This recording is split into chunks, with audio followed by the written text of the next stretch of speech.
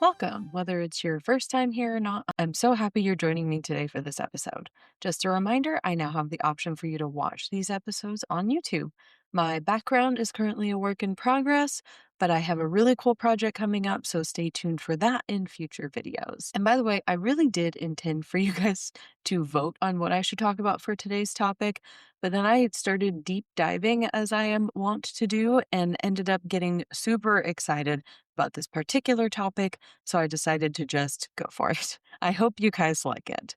Thank you for joining me today for my podcast, Faith and Fantasy. I am Kat Kensington, and here I get to talk about the random and seemingly unusual places I find spiritual truths and lessons for the soul. In doing so, I get to bring to life my favorite scripture, Moses 6:63, which says all things bear record of him, temporal, spiritual, things in the heavens, and things on the earth. All things bear record of him. So, what are we talking about today?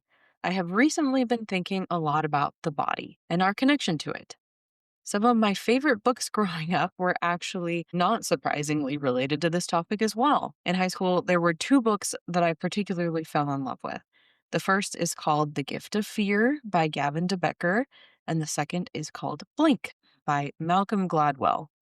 I highly recommend reading these books if you're interested. They both had completely different angles and research styles, but what they had in common was that they described the undeniable ability our bodies have to respond to our environment faster than our cognitive minds are able to even describe.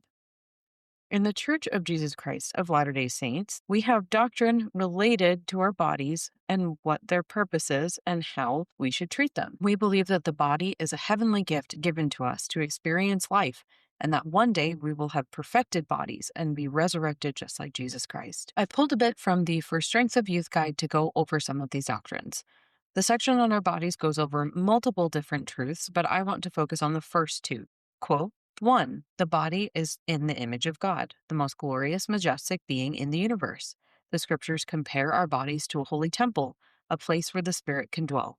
Of course, your body is not perfect now, but the experiences you're having with your body can help you prepare to receive one day a perfect, resurrected, glorified body. 2. Your soul is made up of your body and your spirit. For this reason, physical health and spiritual health are closely connected.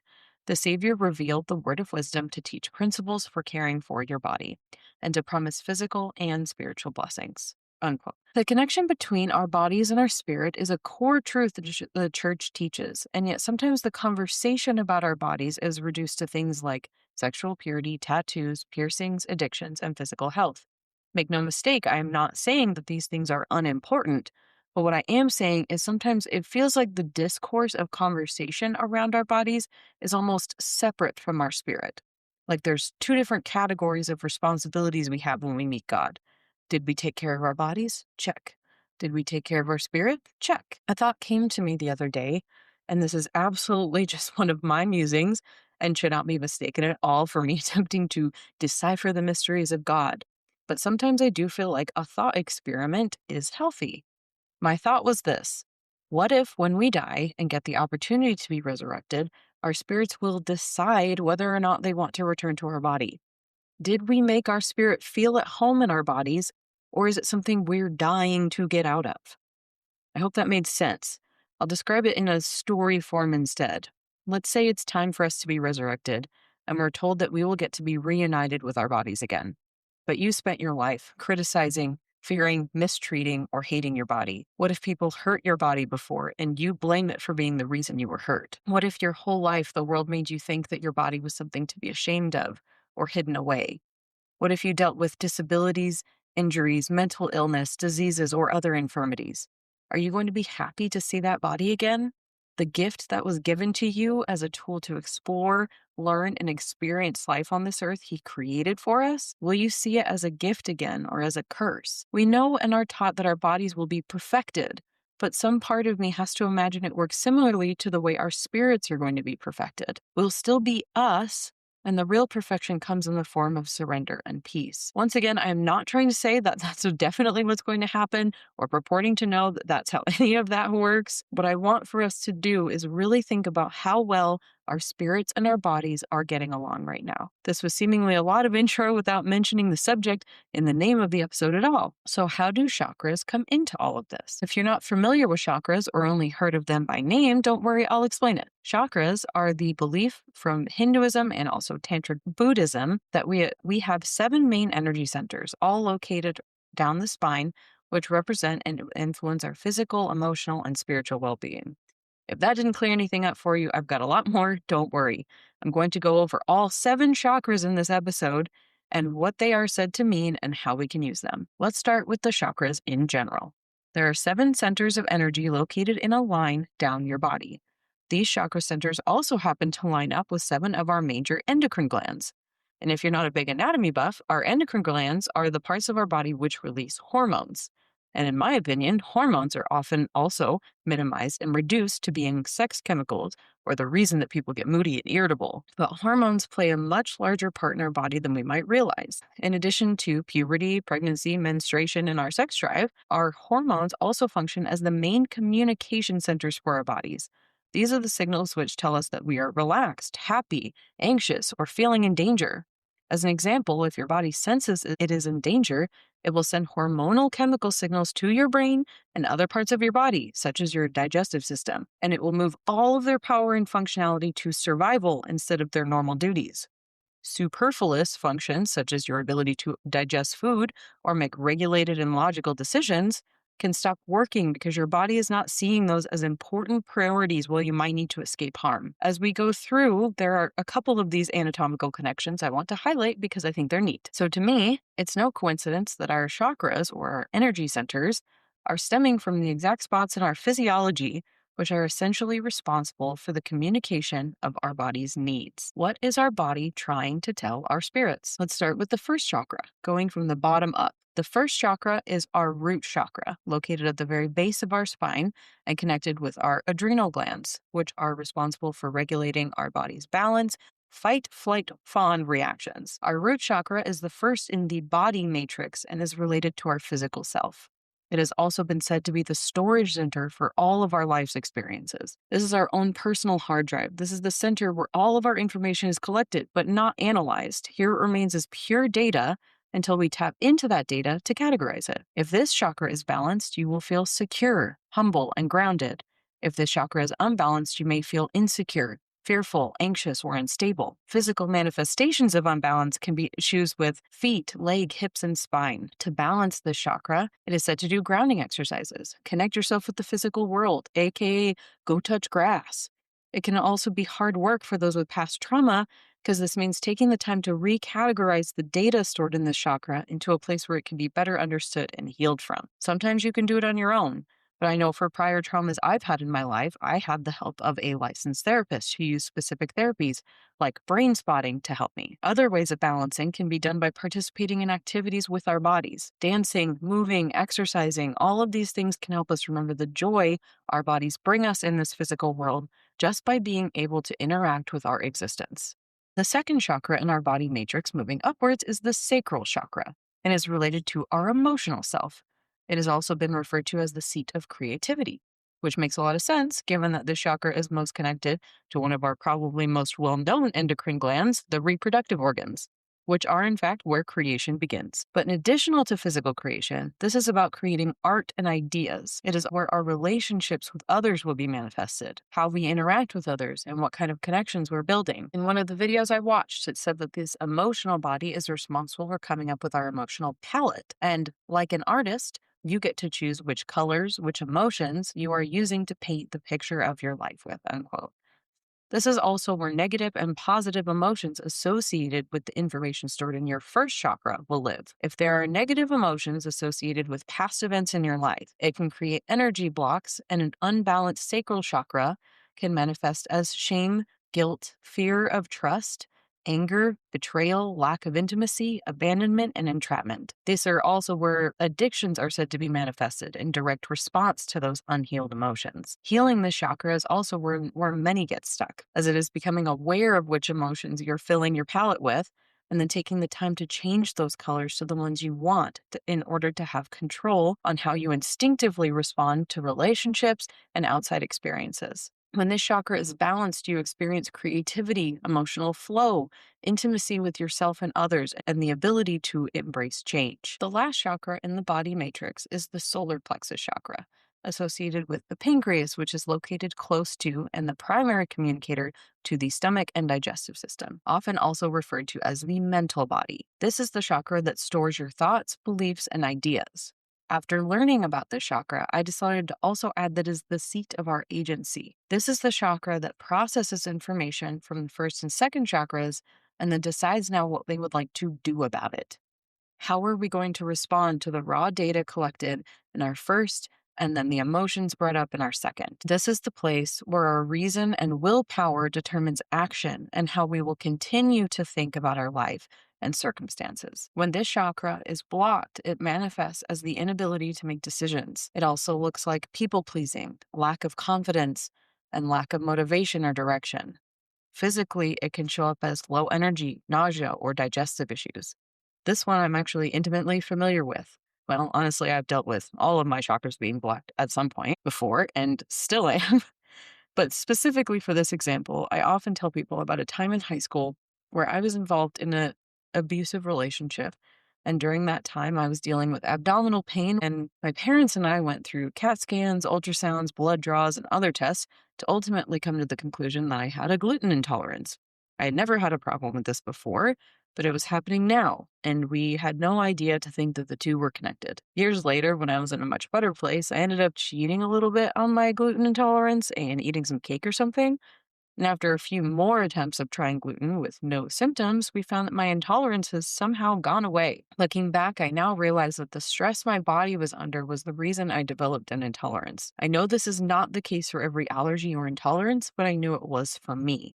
And there are still times when I'm under a lot of stress and notice these difficulties coming back. Just like I described in the beginning of this episode, when my body feels like I'm in danger, it shuts down my ability to do things it deems unnecessary, like digesting gluten, I guess. Which makes sense because carbs really should be eaten during happy times. Continuing up our line, the next chakra and the first one of the soul matrix is the heart chakra. This one is located near your heart and also near your thymus gland, which is the gland primarily responsible for your immune system. This chakra acts as the bridge between your body matrix and your spirit. This is where love and connection lie, and you learn to look outside yourself and to the needs of others. This chakra, when unbalanced, can create feelings of loneliness, insecurity, lack of empathy, and depression. Physically, it is said to manifest with heart issues, respiratory issues, or poor circulation. And since it is so closely connected to the immune system, I would also say it's quite important to your overall health. So, for this chakra, emotionally, when our relationships become broken, it leaves open and cut cords hanging from our energy. In order to heal these frayed cords need to be rerouted. The heart chakra, out of balance emotionally, can also show differently when it is depleted versus in excess. For example, if it's depleted, then you have difficulty being vulnerable in relationships and fear of getting hurt. While when there is an excess, it can lead you to trust too easily or have a lack of boundaries with others. To balance this chakra, you must participate in the ongoing practices of learning to forgive, love, and have gratitude. I will not say this is an easy task, but it is a worthwhile one. Remember, the chakra is the bridge between your body and your spirit, meaning if you've had experiences that have created negative emotions and thoughts and beliefs in your body matrix, it is up to your heart to choose to reroute and decide instead to love, forgive, and heal the frayed cords of betrayal and disconnection within ourselves. In this endeavor, which I know we will be on for our whole lives, keep in mind that the best place to reroute is Christ. When you're feeling exposed and hurt by others and your instinct is to guard and protect your heart, let Christ fill you instead with his love, because he will never leave you feeling broken. He will keep your heart intact while your body learns peace and resilience despite how you've been hurt. He will make sure you don't have to harden your heart in order to survive. You can continue to remain open to the possibilities in the future with hope and a better understanding of what you're looking for. On to the fifth chakra, the throat chakra, joined physically with your thyroid gland, whose responsibility is regulating metabolism, energy, and body temperature. The second chakra in your spirit matrix is the energy center associated with communication, speech, and alignment with divine will. In essence, this is your chakra that takes all your previous chakras' information and decides then to speak its truth into existence. When this chakra is unbalanced, you may feel like you're not able to stand up for yourself. Maybe shyness, avoiding hard conversations, or conversely, as deceitfulness, arrogance, and gossiping or unkind language. Physically, this may manifest as issues with sinuses, throat, soreness, jaw clenching, neck stiffness, and other things of the like. When this chakra is balanced, you will say what you mean and you will mean what you say. Your words will be representative of who you are and what you stand for. You will also feel the ability to lift yourself and others. Matthew 12:34 says, quote, O generation of vipers, how can ye, being evil, speak good things? For out of the abundance of the heart the mouth speaketh, unquote. All of the other chakras preceding this one are an amalgamation of our experiences, emotions, thoughts, actions, and our will to live a higher law. If these things are not in line, then they will come through in the way we speak of ourselves and others. And we definitely don't want to be like the people described in Matthew 15:8, which says, quote, this people draweth nigh unto me with their mouth, and honoreth me with their lips, but their heart is far from me, unquote. Let our words be a reflection of who we are guiding people towards. I hope that when we speak, people can hear and see Christ in us. This leads me to the next chakra, our third eye chakra, associated with our pituitary gland, whose nickname is the master gland, and it controls all the other endocrine glands. This chakra is a guide to our intuition, our spiritual insight, and our emotional balance. One thing I loved when learning about this chakra is that it was said when this chakra is balanced, you can start synthesizing your karma, meaning experiences and thoughts that occur no longer become labeled as good or bad in your brain, but instead become neutralized and enables your soul to express itself in your physical body. This chakra is also related to what is referred to as the angelic mind, where you start to feel love as a force. When balanced, you feel guided, perceptive, and maybe even clairvoyant. That word has often had connotations with witchcraft and magic, but in this case, I want it to be framed as a comfortable discourse and a conversation with God. You will no longer feel distance between you and the spiritual, but rather a connection and understanding. When unbalanced, you may feel a disconnect from the divine, anxiety, fear, depression, or lack of intuition. So how do we balance this chakra? Acceptance. Acceptance of our reality and the experiences that we have. We start seeing beyond the difficulties and inconveniences of this mortal realm and instead think celestial. It was too perfect not to use that quote, because that's really what this is. Stop letting life get in your way, because that's what the adversary wants. He wants us to be bogged down in the tediousness of life, so we don't get the opportunity to really think about what our existence is for. You are divine. I say that so much, but I mean it in the most literal sense. If it helps to think of it this way, pretend you are an angel who got trapped in another plane of existence, and the one goal of the new place you're in is to make you forget that you're an angel. It doesn't mean we get to ignore all the responsibilities we have, but it does mean that when we hit problems or snags or even heart-wrenching pain, that it's not the end. There's more to you and there's more to this life. And no one can stop you from being a heavenly influence everywhere you go while doing it. Before we go on to the last chakra, I want to quote something from my research, which stated that if you were to balance and master all of the first 6 chakras, both the body and soul matrix, then it means your soul is fully anchored to your body. There is no disconnect between the two, and they are completely one. We become a soul-infused body. So lastly, the 7th chakra is called the crown chakra, located at the top of your head and associated with the pineal body and the hypothalamus, whose functions are that of sleep and maintaining internal stability of vital functions. When this chakra is unbalanced, you can feel disconnected from yourself, from a higher power, lack of faith, lack of purpose, or unable to connect with others and possibly even critical of others' beliefs. Conversely, when it is balanced, you feel a connection to humanity, the collective impact of the human race, a sense of belonging and a higher purpose. When this chakra is balanced, you are free from karma and its consequences. The last statement reminds me a lot of a children's story, You Are Special by Max Lucado. The story is about a town of little wooden people who go around giving gold star stickers when people did good or impressive things. and gray dots when they made mistakes, were clumsy, or just not on trend. The main character was, of course, covered in gray dots and could seemingly never get anything right. One day he sees a girl who had no stickers at all, no stars, no dots. One other wooden person even came up to try to give her a gold star for not having dots, and it wouldn't stick. They were upset it wouldn't stick and tried to give her a gray dot instead. But that didn't stick either. He had to know why, and she told him that every day she would go and meet with a man named Eli who lived on a hill, and after a while, the stickers just didn't stick anymore. So he decided to climb up this hill and see what it was all about. When he arrived, he met Eli. Compared to him, Eli was towering over him and seemed intimidating.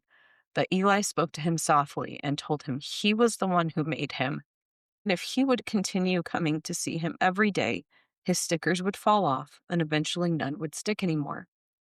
He was hesitant at first, but day after day he would go see his maker, where Eli would remind him that he made him, that he loved him, and that was all that mattered. And soon, all of his stickers fell off. Being liberated from karma doesn't mean bad things stop happening, but instead we see the bigger picture. Being connected to our bodies and our spirits will be an ongoing challenge for all of us. The point here is not to use these guides as definite medical advice or to race to check off the list of chakras as fast as possible, but instead to realize that our body can be a helpful guide in our spiritual journey and will continue to be with us even after resurrection. Build that relationship now while we have the opportunity. And you may not need to start with chakra number 1 if that's not where you struggle. The best way to start this journey is to listen to your body and determine where you struggle the most. Start there and build outwards toward the others. Are one of these chakras speaking to you and the needs it's conveying? Are you going to listen and repair? The beautiful part of these is that they're all interconnected. When one chakra is broken, it bleeds into the others. But on the other side of that, when one is healed, it also blooms outward. I didn't mention it at the beginning of the episode because I didn't want to overwhelm with information, but I get so excited when I find connections to other topics I've talked about, and this topic did not disappoint. In addition to being connected to parts of our endocrine system, each chakra actually emits vibrational frequencies that can be measured. Hint back to my thermodynamics episode. There is something called the light sound bridge, which says that each music note in the 7-note scale, aka do, re, mi, fa, sol, la, ti, is associated with a vibrational frequency, and that frequency also matches with the 7 colors of the rainbow. Each one of our 7 chakras emits one of these colors. Our root chakra is red, sacral chakra orange, solar plexus is yellow, heart is green, throat is blue, third eye is indigo, and the crown chakra is violet. We literally emit vibrational frequencies like a rainbow, which reminded me of my K-pop Demon Hunters episode where I talk about how we can become like a piece of broken glass and reflect rainbows when the light of Christ shines through us. Then additionally, I was reminded of my episode on circles where I talk about how rainbows were actually full circles, and they were the symbol God used after the flood of Noah to remember the promise he made to us. We ourselves were made to emit rainbows, reminders of God's promise, who move energy through and around this world. And when the light of Christ, our Savior and Redeemer, shines into us, we will reflect his love. I hope you realize the power you hold in the absolute divinity of not only your spirit, but your body.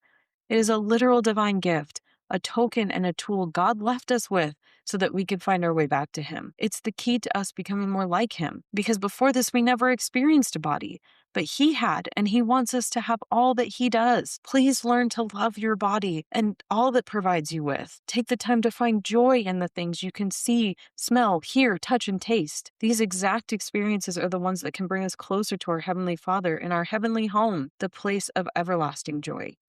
So, what is your body trying to tell you today? Thank you for listening. I hope today's topic brought a little faith and fantasy into your day. Go ahead and follow me on Instagram and Facebook, and you can go watch the video version of this on YouTube or my Substack. I hope to see you next time, and until then, I hope you find God somewhere unusual today.